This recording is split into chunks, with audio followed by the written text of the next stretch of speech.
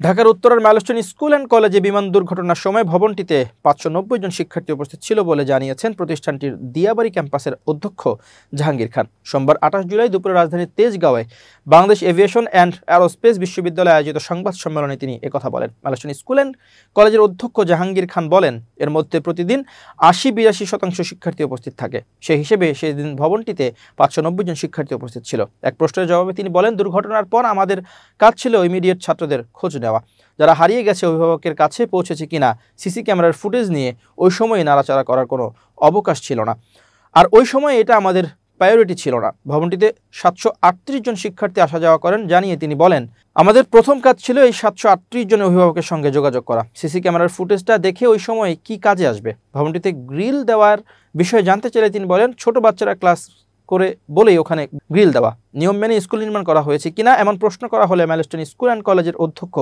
জাহাঙ্গীর খান বলেন, মাইলস্টোন ছাড়াও সেখানে অনেক শিক্ষা প্রতিষ্ঠান আছে। মাইলস্টোন আলাদা বিবেচনায় প্রতিষ্ঠিত হয়নি, সবকিছুই রাজকীয় নিয়ম ও বেবিচকের আইন মেনেই ভবনটি করা হয়েছে। মেট্রো রেলের ভবন ও মাইলস্টোনের ভবনের চেয়ে উঁচু মন্তব্য করে তিনি বলেন, পুরো এলাকাটাতেই আমাদের চেয়ে উঁচু ভবন আছে, পুরো এলাকাটাতেই হাইরাইজ ভবন দিয়ে ঢাকা, সমস্ত অনুমোদন নিয়ে নির্মাণ কাজ করা হয়েছে।